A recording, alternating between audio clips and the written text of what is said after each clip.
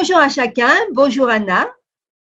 Quelle joie de te retrouver, de reprendre nos échanges. Je dois t'avouer quelque chose. Je suis littéralement sous le charme du Dieu d'Abraham, d'Isaac et de Jacob. Bien sûr, ce n'est pas nouveau, eh oui.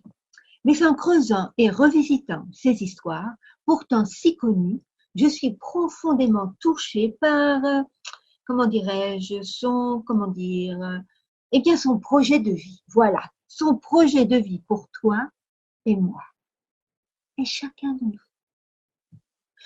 Mais retrouvons notre Moïse et les Israélites, justement.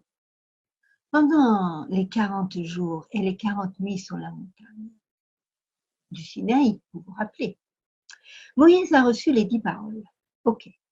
Et les instructions pour la construction de la tente de la rencontre, le sanctuaire. N'est-ce pas, Anna? Bonjour à chacun, bonjour Françoise. Tout à fait. Dieu lui transmet les indications dans les moindres détails. Les couleurs, les matières, les matériaux, les emplacements, les dimensions. Rien du tout n'est laissé au hasard. Ah ben alors, dis donc, on peut dire que Dieu sait ce qu'il veut. C'est certain.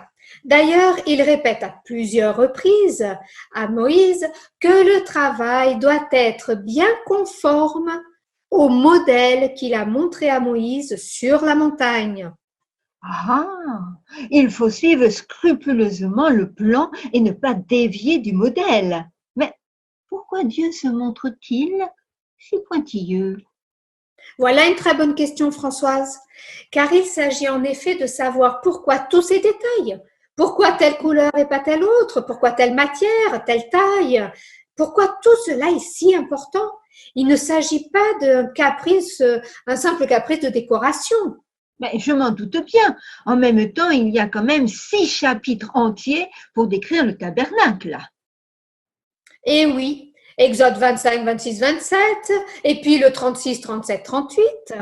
Et il faut rajouter à cela plus de 40 autres chapitres consacrés à la collecte des matériaux, parce qu'il faut qu'ils soient donnés, rappelle-toi, de bon cœur, C'est vrai.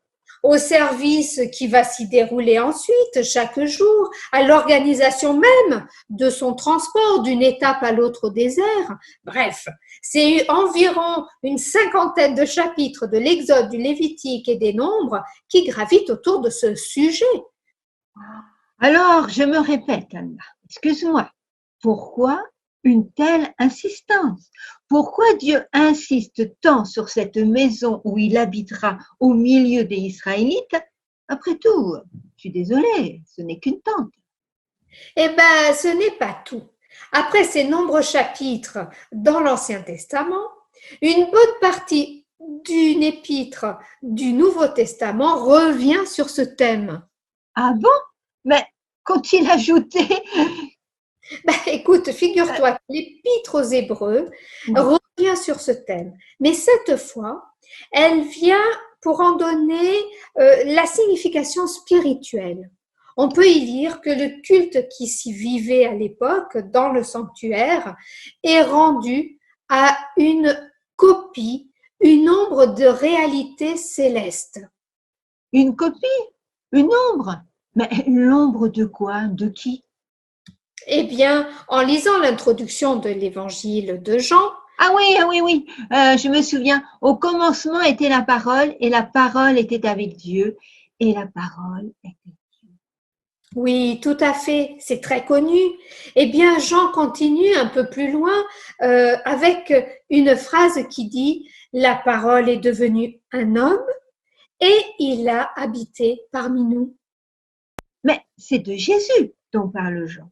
En ces quelques mots, il déclare que Jésus est Dieu, qu'il a quitté l'endroit où il était pleinement Dieu pour descendre vivre au milieu des hommes, en devenant un homme comme eux, un homme fait de chair. C'est bien cela. Il est descendu parmi les hommes comme la tente de la rencontre a été plantée au milieu du peuple des Israélites. Donc, la tente et Jésus ne font qu'un. Donc, le modèle que représente la tente, c'est Jésus. C'est tout à fait ça. Et d'ailleurs, figure-toi que le verbe habiter, tu sais, dans cette phrase de Jean, la parole est devenue un homme et elle a habité parmi nous. Oui.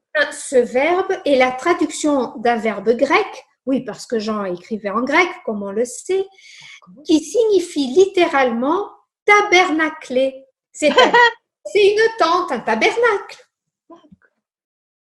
Et c'est prodigieux, n'est-ce pas? En donnant aux hommes des indications pour la construction d'une tente et en leur expliquant ce qu'ils y vivront et ce qu'ils vont recevoir comme bénéfice de cette cohabitation, Dieu leur explique qui est Jésus et ce qu'il va entreprendre pour les hommes. Le sanctuaire est donné pour que les hommes comprennent que Dieu va rétablir la relation avec chacun d'eux et qu'il va tout entreprendre pour le rendre possible et pour maintenir ce lien envers et contre tout. Rien, jamais ne nous séparera de l'amour de Dieu manifesté en Jésus-Christ notre Seigneur. C'est écrit dans Romains au chapitre 8, verset 39. Paul avait tout compris. Il avait vu la mise en perspective de ce temple que les Juifs fréquentaient avec assiduité, suivant scrupuleusement les indications de Dieu et la personne de Jésus. Il était l'original parfait, venu accomplir la mission parfaite annoncée depuis des siècles par la tente de la rencontre. Tout à fait. Le tabernacle de Moïse est, pourrait-on dire, un moyen inédit, mais très efficace pour nous révéler l'œuvre parfaite de Jésus, celle qui consiste à vouloir nous réconcilier avec Dieu. Je comprends maintenant pourquoi Dieu tenait tant à ce que chaque détail soit scrupuleusement suivi, car tout a son importance pour ne pas trahir Jésus et sa mission. Et oui, et là encore, vois-tu, l'obéissance que Dieu demande pour que chaque ouvrier suive scrupuleusement ses indications, l'attention fidèle à ses exigences ne sont pas motivées par la tyrannie ou les caprices d'un Dieu un peu prétentieux, mais vraiment, ce qui motive Dieu, c'est l'amour et le désir d'être bien compris dans son projet de sauvetage des hommes et des femmes qu'il a créés, et son désir vraiment que chacun soit sauvé, et enfin qu'avec avec lui, il puisse retrouver une relation saine et bonne. Anna, comprendre les motivations profondes de Dieu nous aide à accepter sa volonté avec confiance et sérénité. C'est merveilleux de se sentir autant aimé, autant désiré. Je peux m'abandonner en toute tranquillité entre ses mains pour le laisser me guider à chaque instant. Il me semble que nous avons posé beaucoup d'éléments importants pour comprendre l'état d'esprit dans lequel Dieu donne aux hommes sa tente de la rencontre. Nous allons découvrir cette tente dans ses détails et voir ce qu'il nous révèle de précieux. Comment il nous annonce Jésus et nous dévoile sa mission. Oh Anna, j'ai hâte de t'entendre de nouveau et de découvrir enfin au moins ce cadre du début de la tente, de cette habitation. À très très bientôt pour la suite de nos aventures. Allez, au revoir à tout le monde. À bientôt.